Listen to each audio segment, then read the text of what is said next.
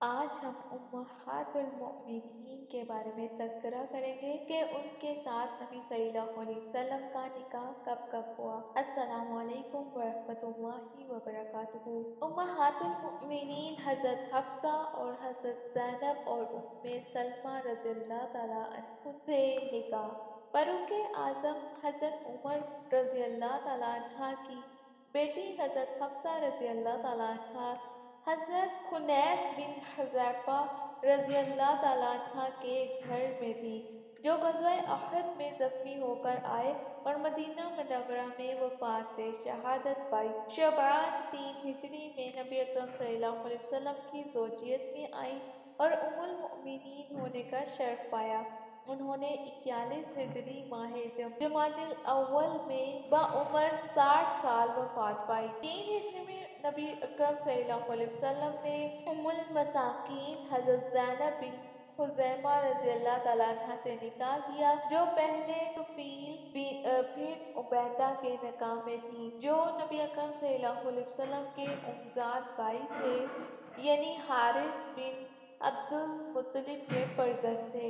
ان کا تیسرا نکاح عبداللہ بن حجش رضی اللہ تعالیٰ عنہ سے ہوا، جو آپ صلی اللہ علیہ وسلم کے پھوپھی زاد اور آپ صلی اللہ علیہ وسلم کی زوجہ محترمہ حضرت زینب بنت حجش رضی اللہ تعالیٰ عنہ کے حقیقی بھائی تھے۔ وہ جنگ احد میں شہید ہوئے تو بعد میں یہ آپ صلی اللہ علیہ وسلم کے نکاح میں آئیں۔ ماں کی جانب سے حضرت میمونہ رضی اللہ تعالیٰ عنہ کی بہن تھیں۔ یہ صرف 2 یا 3 ماہ آپ صلی اللہ علیہ وسلم کی زوجیت میں رہیں اور وفات پا گئیں۔ 4 ہجری میں آپ صلی اللہ علیہ وسلم نے حضرت ام سلمہ رضی اللہ تعالیٰ عنہ ہند بنت ابو امیہ سے شادی کی، جو آپ صلی اللہ علیہ وسلم سے پہلے حضرت ابو سلمہ عبداللہ بن عبدالاسد رضی اللہ تعالیٰ عنہ کے گھر میں تھی۔ حضرت ابو سلمہ کی والدہ برہ بنت عبد المطلب نبی اکرم صلی اللہ علیہ وسلم کی پھوپھی تھی۔ علاوہ ازیں نبی صلی اللہ علیہ وسلم اور حضرت حمزہ رضی اللہ تعالیٰ عنہ اور حضرت ابو سلمہ رضی اللہ تعالیٰ عنہ تینوں رضاعی بھائی بھی تھے۔ وہ غزوہ احد میں زخمی ہوئے اور ٹھیک نہ ہو سکے، آخر 3 ہجری میں شہید ہوئے۔ حضرت ام سلمہ رضی اللہ تعالیٰ عنہ 7 سال آپ صلی اللہ علیہ وسلم کے نکاح میں رہیں اور پھر وفات پا گئیں۔ حضرت جویریہ اور حضرت زینب بن حجش سے نکاح۔ حضرت عائشہ رضی اللہ تعالیٰ عنہ پر تہمت لگنے والے مواقع حدیث اس غزوہ بنی مصطلق 5 ہجری میں حضرت جویریہ رضی اللہ تعالیٰ عنہ اسیر ہو کر آئیں۔ حضرت ثابت بن قیس رضی اللہ تعالیٰ عنہ جو انہیں اسیر بنا کر لائے تھے، انہوں نے انہیں مکاتب کر دیا اور وہ نبی صلی اللہ علیہ وسلم کے خدمت میں حاضر ہوئی تو آپ صلی اللہ علیہ وسلم نے زر کتابت ادا کرنے اور شادی کر لینے کا کہا تو وہ بخوشی مان گئی۔ یہ حارث بن ابی ذرار کی بیٹی تھی۔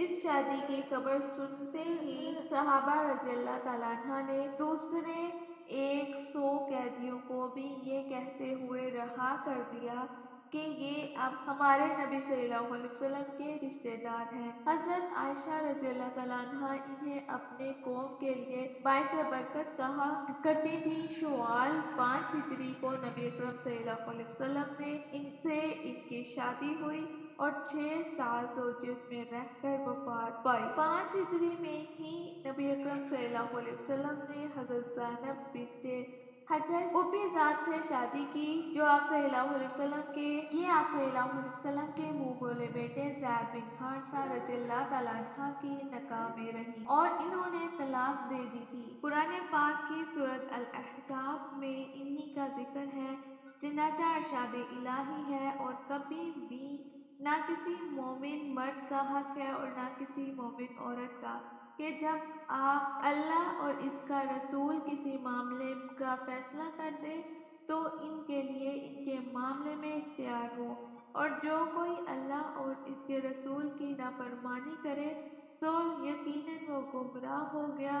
واضح گمراہ ہونا، اور جب تو اس شخص سے جس پر اللہ نے انعام کیا اور جس پر تو نے انعام کیا، کہہ رہا تھا کہ اپنی بیوی اپنے پاس روکے رکھ اور اللہ سے ڈر، اور تو اپنے دل میں وہ بات چھپاتا تھا جو اللہ ظاہر کرنا چاہتا تھا، تو لوگوں سے ڈرتا تھا، حالانکہ اللہ زیادہ حقدار ہے کہ اس سے ڈرا جائے۔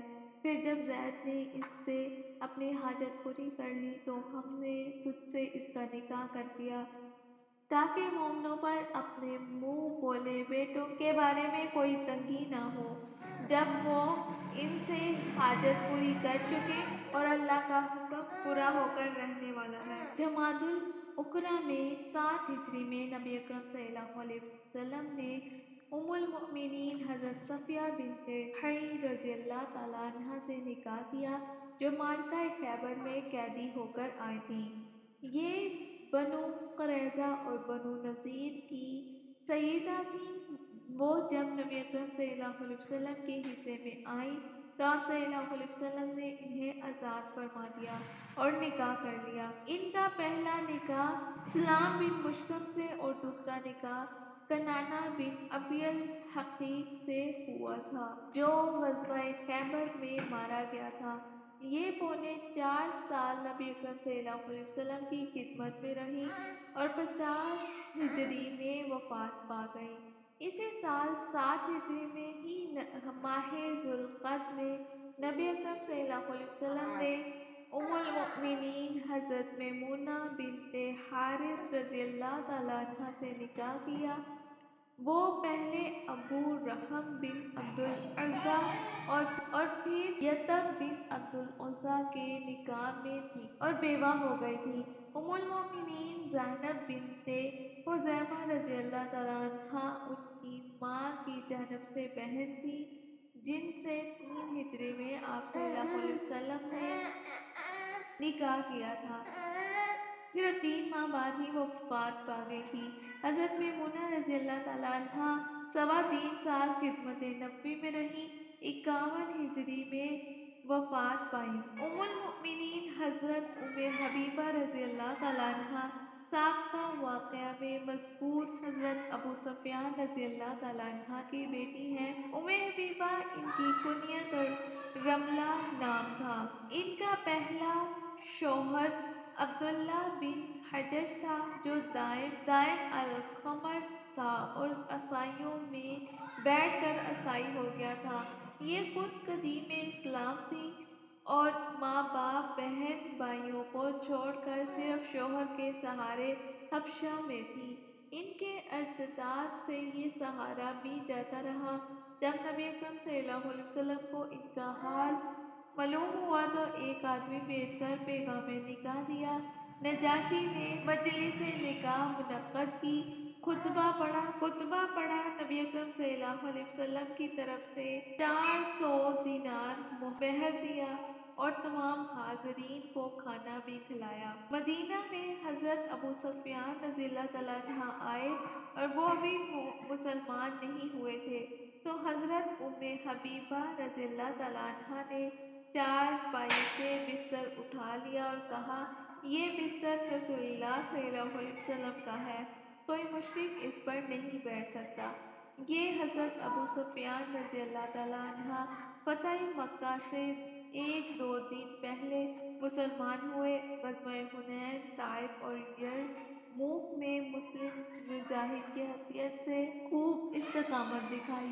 حضرت ام حبیبہ رضی اللہ تعالیٰ عنہا سے آپ صلی اللہ علیہ وسلم کا نکاح 2 ہجری میں ہوا اور 6 برس نبی اکرم صلی اللہ علیہ وسلم کی خدمت میں رہیں، 44 ہجری میں وفات پائی۔ یہ تھی امہات المؤمنین کہ کس ہجری میں نبی اکرم صلی اللہ علیہ وسلم کا کس ہجری میں کس بیوی سے نکاح ہوا اور وہ کتنے دیر نبی اکرم صلی اللہ علیہ وسلم کے ساتھ رہیں۔